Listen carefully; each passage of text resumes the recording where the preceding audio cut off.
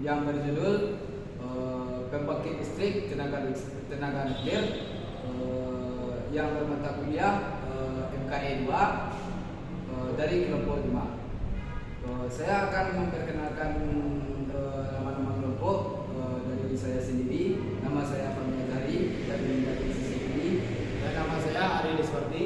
Dan saya Abdul Hidayat. Saya Firman Sandi. Saya Nurul Saputra. Sekian perkenalan kelompok.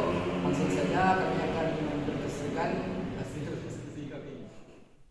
Assalamualaikum warahmatullahi wabarakatuh.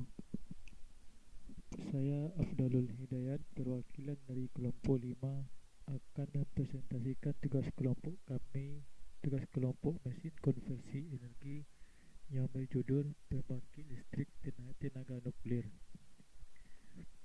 Anggota kelompok 5 adalah yang pertama Afdalul Hidayat, Ari Liswardi, Fahmi Azhari, Firman Sandi, dan Nofri Naldi Saputra. Baik, lanjut kita kepada materi. PLTN atau pembangkit listrik tenaga nuklir adalah sebuah pembangkit daya termal yang menggunakan satu atau beberapa reaktor nuklir sebagai sumber panasnya.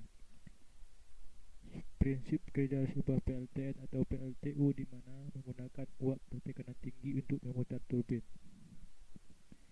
Nuklir sebenarnya merujuk kepada nukleus, yaitu sebuah inti atom.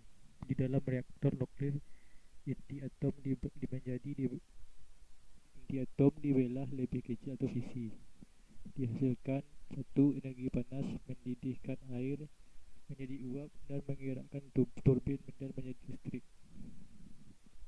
2. Pelepasan neutron. Sedangkan neutron yang terlepas dalam proses fisi tadi kemudian akan membelah atom lagi secara mandiri.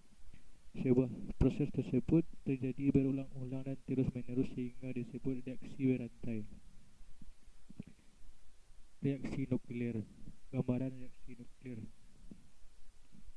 Reaksi berantai. Setiap reaksi fisi menghasilkan 2 sampai 4 neutron. Jika neutron yang dihasilkan menembak inti lain, misalnya U sampai 235, akan terjadi fisi lagi dan seterusnya. Gambaran prinsip siklus uap pada PLTN.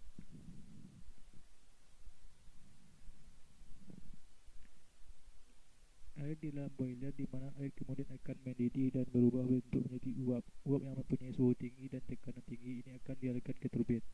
Di dalam turbin, uap akan melewati sudut-sudut turbin dan kemudian akan memutar poros untuk menggerakkan generator dan menghasilkan listrik. Uap yang telah melewati turbin selanjutnya akan masuk ke dalam kondensor, di mana uap tersebut akan didinginkan dan berubah bentuknya kembali menjadi cair. Air dari kondensor selanjutnya akan dikembalikan ke dalam boiler dengan menggunakan pompa umpan. Demikian seterusnya. Proses tersebut berlangsung berulang-ulang kerana proses tersebut berulang dan menggunakan uap sebagai media untuk memindahkan energi. Maka proses ini disebut dengan istilah siklus uap. Lanjut, jenis-jenis reaktor daya. Yang pertama, reaktor sistem PWR atau Pressurized Water Reactor. 2. Reaktor dengan sistem BWR, Boiling Water Reactor. 3. Reaktor sistem PHWR atau Pressurized Heavy Water Reactor.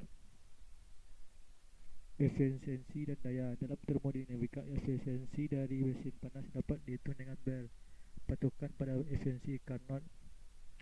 Daya yang dibangkitkan per unit pembangkit berkisar dari 40 hingga 1000. Unit yang baru yang sedang dibangun pada tahun 2005 mempunyai daya 600 sampai 1200. Kelebihan PLTN. Pertama, tidak menghasilkan emisi kacau selama operasi normal. Kecahannya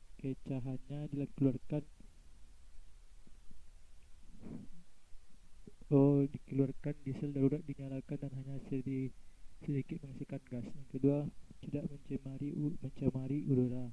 Tidak menghasilkan gas-gas berbahaya seperti karbon monoksida, sulfur dioksida, aerosol, mersuri, nitrogen oksida, partikulat atau asap fotokimia. sedikit menghasilkan limbah pada selama operasi normal. Biaya bahan bakar ialah sedikitnya bahan bakar yang diperlukan. Ketersediaan bahan bakar yang melimpah sekali lagi kerana sangat sedikit bahan bakar yang diperlukan. Kelemahannya, pertama, risiko kecelakaan nuklir terbesar adalah kecelakaan Chernobyl yang tidak mempunyai containment welding, menyebabkan efek genetik pada dosis 25-150 rem. Limbah nuklir, limbah radioaktif tingkat tinggi yang dihasilkan dapat bertahan hingga ribuan tahun. Keselamatan nuklir. Yang pertama, keselamatan terpasang, kedua, penghalang ganda, yang ketiga, pertahanan berlapis.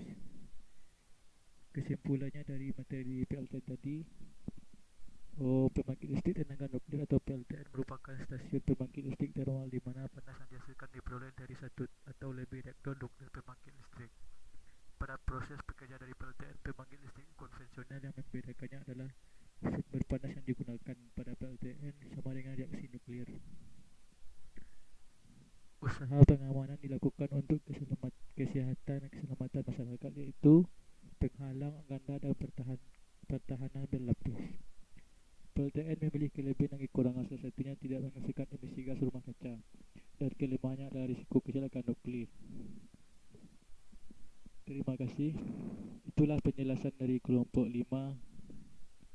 Kalau ada kata-kata yang saya ambil yang salah, saya mohon maaf. Wabillahi taufiq wal hidayah. Assalamualaikum warahmatullahi wabarakatuh.